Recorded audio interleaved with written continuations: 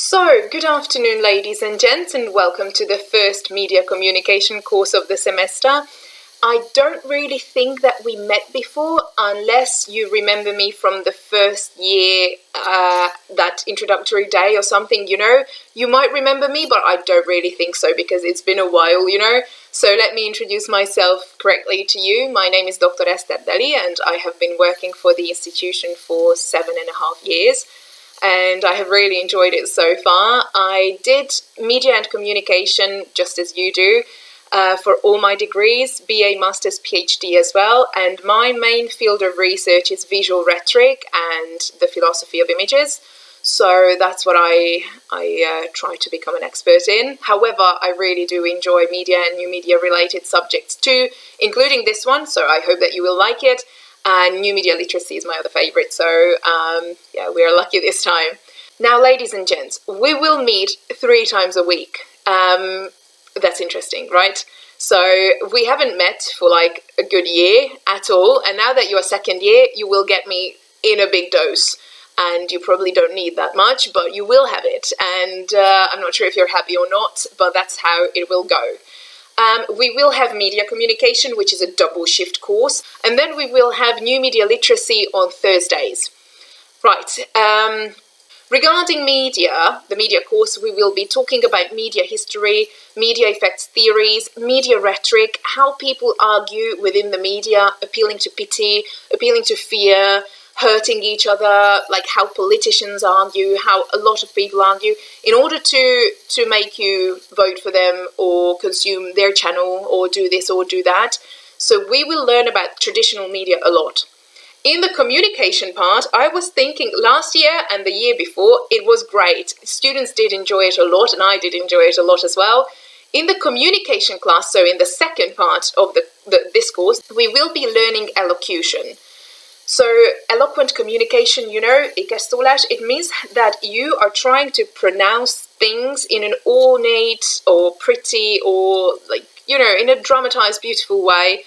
And we will learn elocution, so the significance of communication, speech writing, as well as, and that was the favorite part of my ex-students, as well as the differences between British English and American English. I spent quite a bit of time in Britain, and I did try and acquire, their behavior and their accent and their actions and their everything. So it was just a very exciting period, I think, and I would like to pass it on to you and to teach you what the difference is between British and American English. I can do the American accent as well. Not as comfortable because I've never been to the States before. It's just that the media, and we've got a lot of American colleagues and a lot of things as well.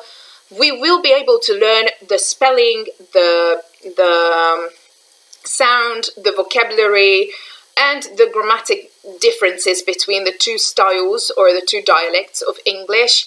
And you will get to know a lot of whys and a lot of hows, and why you pronounce it like water in British English and water in American English, and why you say taxi and why you say cab in the other one, how you can actually express yourself in both Englishes.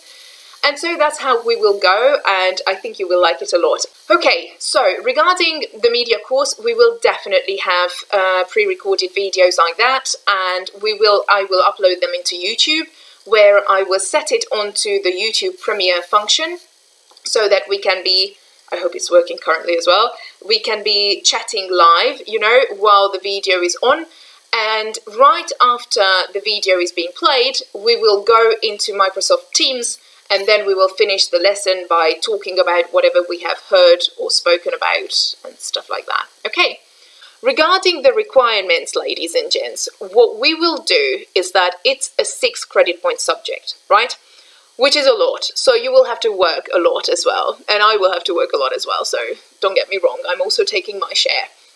So you will have to make a presentation in each part of the course, right? So in the last 3 courses of media and both in the last 3 courses of communication, you will be presenting in groups. You will get into groups. I will have to see the membership, how many people could register for this course.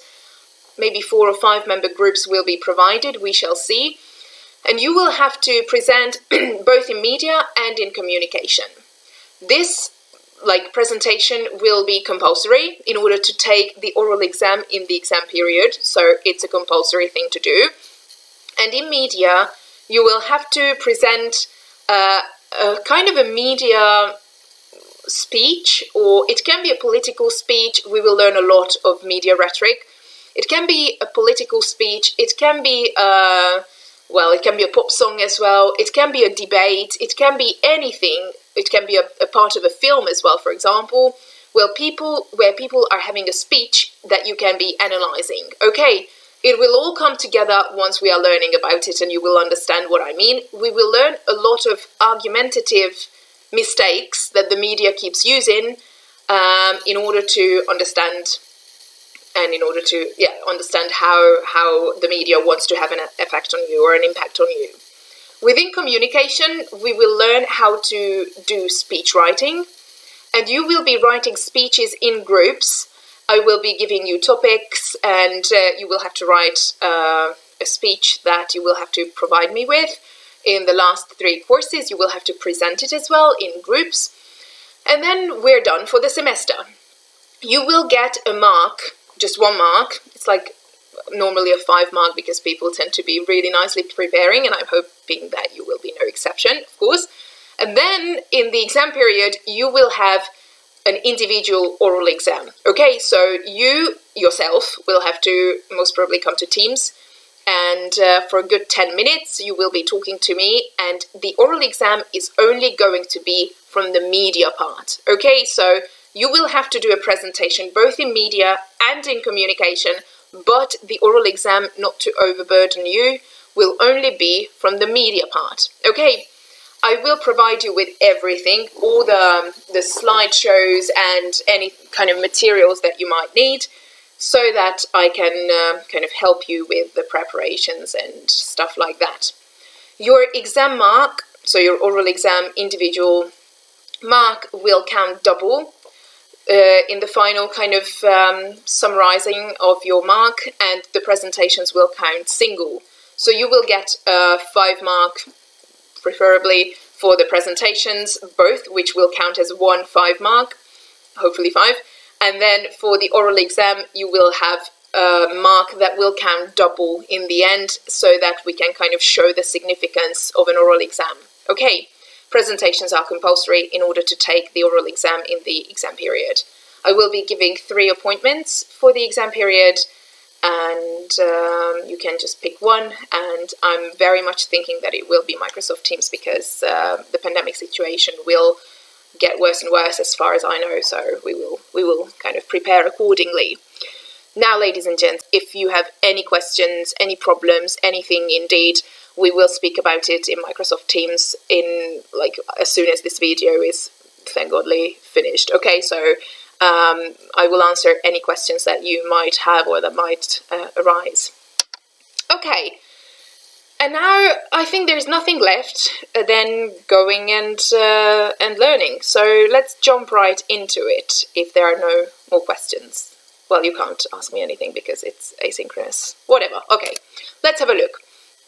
So, ladies and gents, what are the media? What are the functions of the media? Now, the media has to fulfill, sometimes they use it in a singular, sometimes in a plural form. I'm not sure. I tend to use it in a singular one. So it has to fulfill 3 vital functions: preservation of information, long-distance communication, and reactualization of political and cultural practices. So the media is helping all this, right?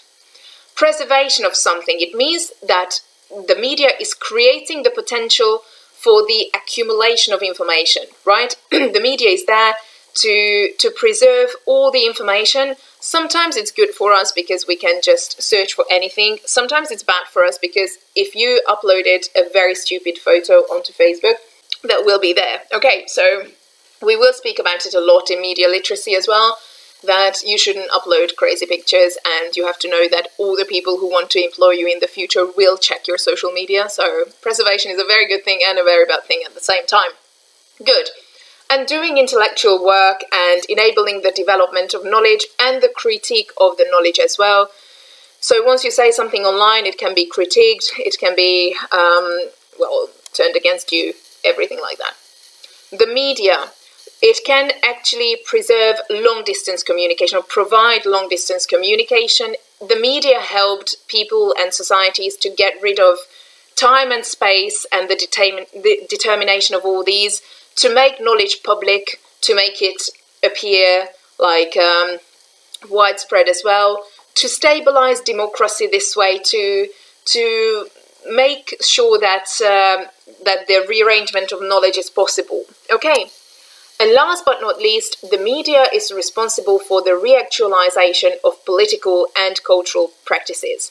So the media makes us remember, right? It's very important.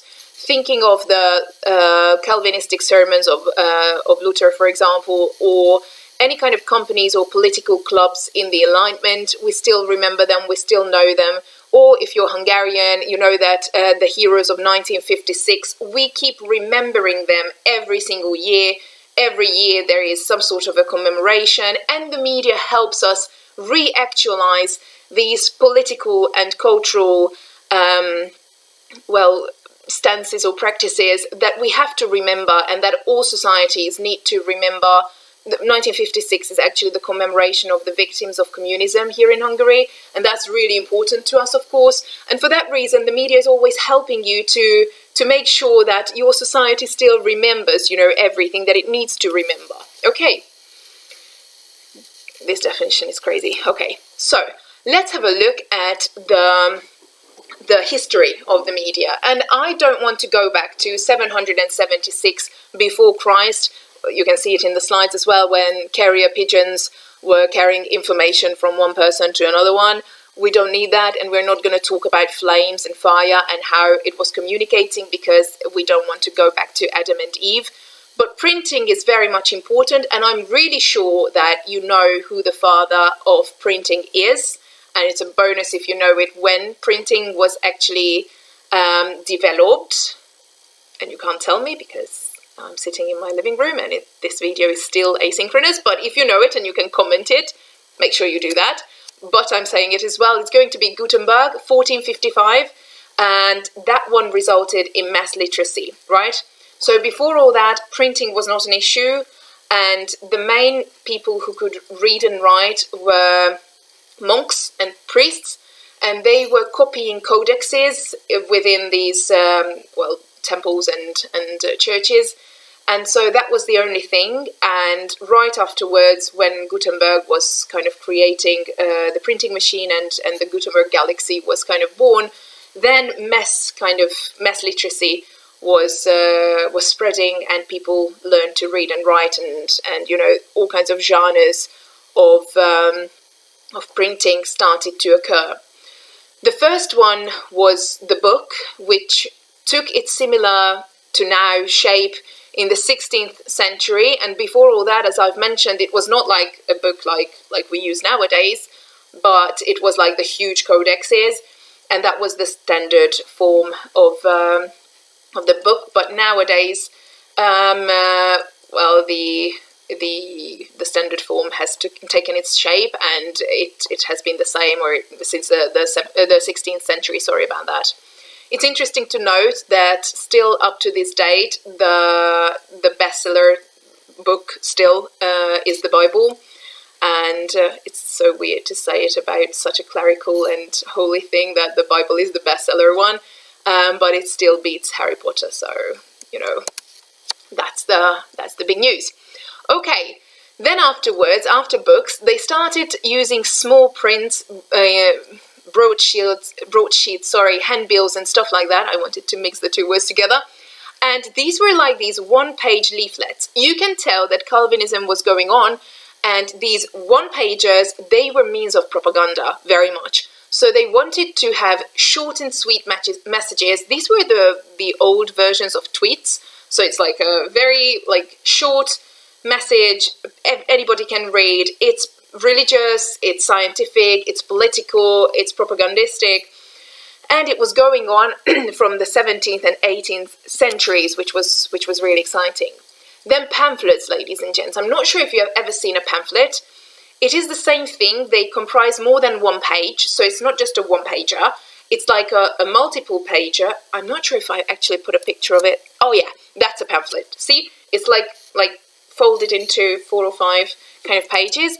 And they also were serving the means of propaganda as well. And the number of pamphlets produced between 1500s was like 10,000 editions in Germany. And yeah, you can tell that Reformation was kind of going on. And so it was exciting that they were using both handbills and one-pagers as well as pamphlets too. Pamphlets were a little bit more complex and they were using a lot of images as well. And propaganda was achieved via visual rhetoric too, not only verbal.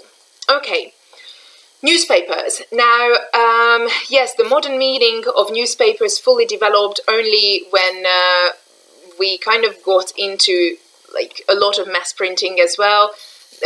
So that was probably the very end of the 1500s. And they appeared annually or semi-annually, which is crazy. So if they had one newspaper, it wasn't daily at all, or it wasn't like a weekly newspaper. It was a yearly one. They still called it newspaper because it was a regular one, even though it was just once a year or twice a year if it was a semi-annual one.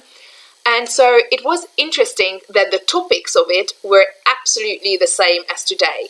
They were having economic, scientific, governmental, political news, health-related, cultural news, religious-themed news, which was really interesting. They were having crime-related ones as well, weather, sports, and also celebrities. I find it really, really interesting that back in the days, celebrity news, they were not about the Kardashians and other people who take their faces that God gave them as a slight suggestions and having 58 plastic surgeries.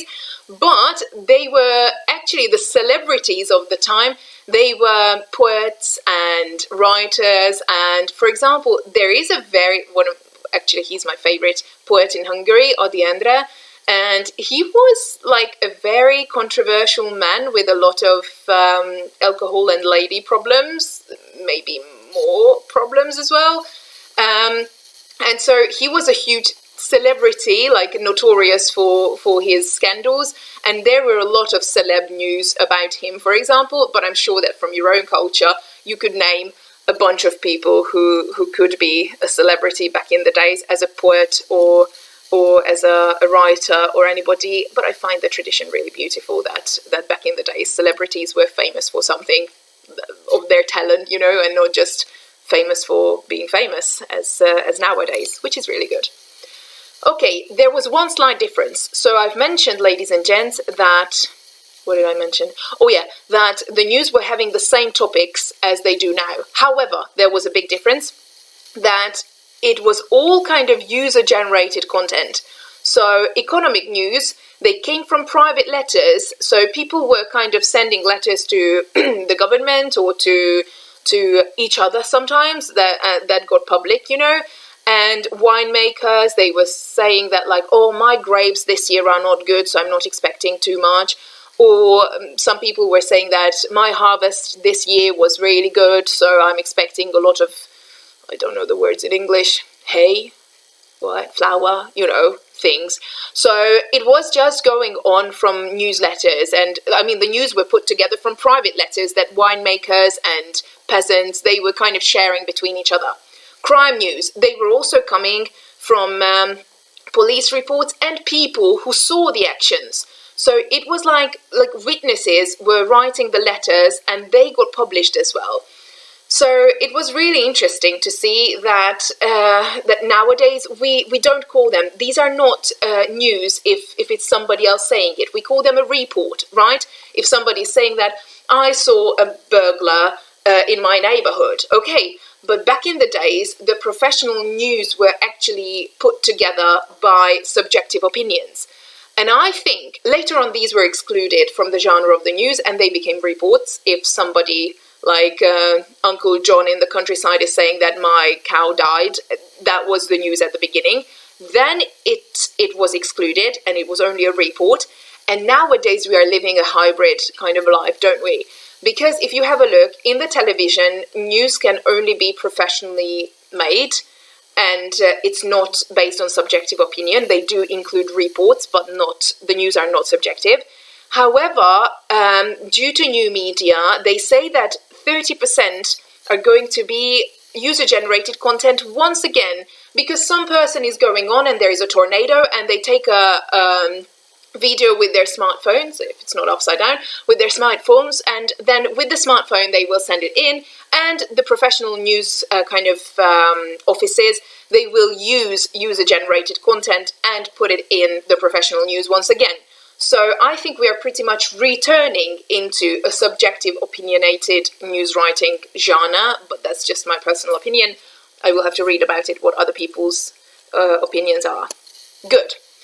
Later on, in the 1800s, ladies and gents, I've forgotten the dates, 1840 and 50, the telegraph was coming on. I'm not sure if you remember this one. This one was truly conquering space. Okay, this is what it looks like, and it's using Morse codes. So you need to be knocking with it. It's making a Morse code sound. This is crazy. It's using Morse code and it's making a sound, and then it can go into space and onto another continent as well. So it was the forerunner of the telephone, really. And later on, of course, it was used a lot in businesses, culture, colonialism. But later on, the telephone was coming on, and that was in 1876.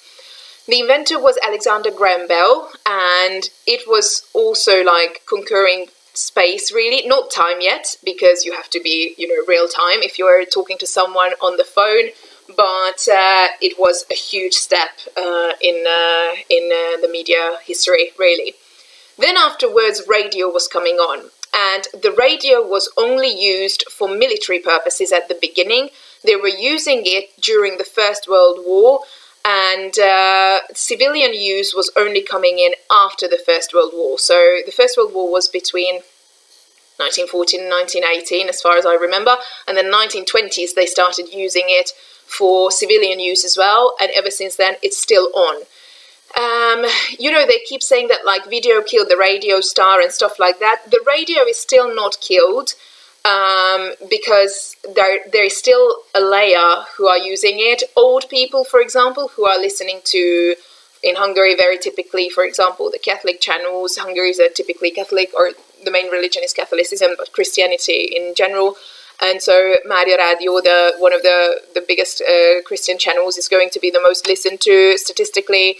And so other religious channels are still being used or listened to by old people. However, the other layer will be car drivers. They use the radio quite often. And so it's not the video killing radio star at the moment. It's going to be podcast killing radio star at the moment. Even though I'm not sure about your cultures, how widespread podcasts are at the moment. As for Hungary, it's no big deal. I'm not sure why, and I'm not sure if in your culture it's on, and I'm not sure if you have heard of the podcast or if you're consuming any of that. We will speak about it in Teams. I'm curious about your consumption habits as well. But apparently it is the modern kind of threat to the radio, and I'm not sure what you think, whether the radio or the TV will eventually be eliminated. And I'm not sure if you are still watching TV or not, because I think your generation is purely relying on new media, so in the internet world. But we shall talk about it later on Teams as well. I'm really curious. Images. Photography did not arrive for another 350 years after, the whole printing thing started. And it was interesting that as soon as it started off, though, being able to take images and photography and all the jazz, it went wild. And right afterwards, moving images started. So not long after, in 1898, photography was further developed. And, in the end of the 1800s, they were making moving images too. The Roundhay Garden scene and all that jazz, we will learn about it next year. In visual communication, I don't mean to be kind of pre-talking about it because I want to talk about that in visual communication necessarily. But it's interesting that you needed to wait 300 years from printing to photography, but only 80 years from photography into really good quality movies. So, that's kind of crazy. Yeah, television was coming along, and it was interesting that at the beginning, all the TVs and everything, it was not a commodity. My mom kept on mentioning that they only had one TV per family, which is nowadays not very typical, and they were only had any program on the TV every Monday. So, of course, she was living in communism and socialism, so the government was having quite a strong restriction, so they could only have a program on Mondays, and that was all propaganda anyways. So it was pretty much enough of that, of course. But you can see it as well that it was not a commodity just yet. Cinema was coming on, and that's also the 1890s kind of. And the Lumiere brothers will be the ones whom we will mention in the visual communication next semester. They were the prominent brothers in filmmaking, and they had the first 2.6 second video, which was considered as a film. And then later on, it was the arrival of the train, which was like a huge issue, that it was the first cinema film, which was like 50 seconds or something. So the first cinema movie was actually under a minute. But, it was a huge step, and it was very important. Filmmaking started off. They were first doing musicals and pantomime, and only later did sound film come in, and the topics of them were mainly literature, dramas, novels, and all that jazz. So these old films will only or exclusively rely on literature practically, and fictions and non-real life things, they only came into the picture in the 1980s and 90s. So fiction movies, Star Wars, all that jazz, it was just coming along later, which is important. Okay, this statistic shows that average daily media use in the United States. So you can see that television in the United States, we keep on saying that like TV is done for and it's no longer used. Still in the US as well as in Hungary, by the way, and I'm assuming in your countries as well, because the layer we are an aging society, so the layer who will be using TV is going to be larger than the young layer who is using only the internet. Mobile devices, radio, this and that, but still you can tell that the television is still a leading medium. So that's about this very exciting chart. Let's move on. Okay, new media. Now, new media, we will devote a full-on course to it, so we will talk about it on Thursday, so I don't mean to go into it. But new media is going to be constituted... Is this a word? How am I supposed to teach elocution? Okay. Computer, mobile technology, internet, social media. So every single one of these is going to be kind of used within the new media. Now, ladies and gents, it's very, very important that printing and like traditional reading, writing kind of mediums, they needed a lot of competencies. The competencies of reading, the competencies of understanding, interpreting ideas. It was very important that printing needed competencies from the receiver, from us, from the viewers and readers. Traditional electronic media, such as the television, it does not need very many competencies, right? So optimally, we all see and hear, so we can sit down on a couch and watch something. The elaboration of the information and taking in the information is easy, but we do not really remember it as much as if we were reading it for ourselves and we needed to understand it that way. So it's easier, but you do not remember dates as well that were coming from the TV, sorry. Now, new media, this one, it needs competencies once again. They will need technological competencies so that I can switch on my laptop and know which button to push and where to go and how to navigate. But also they need a lot of like cultural IT competencies as well. in order to know what is fake news and what is not, what to click on and what not to click on, what to believe and what not to, what to share and what not to. We will speak about it tomorrow in New Media Literacy, but you will find it that the older generation, majority of times, will have absolutely no idea what to share and what not to share, and they're rather embarrassing sometimes. This was not politically correct at all.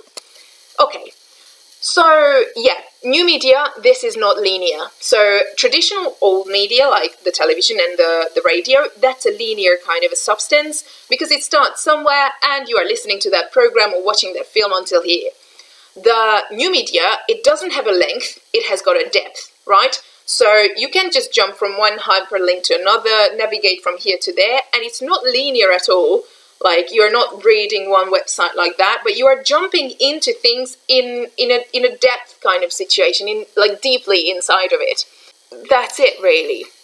So let's just move into Teams now, and we will all kind of, introduce ourselves normally. We will have a chat. I will get to know you. I would like each and every one of you to switch on microphones, and if you fancy a camera as well, so that I can meet your face as well and see you, and just let's have a little bit of an introduction, and then we shall see how we continue. And thank you so much for your attention for now, and I will see you in Teams and the next week in a new video. Thank you so much. Bye.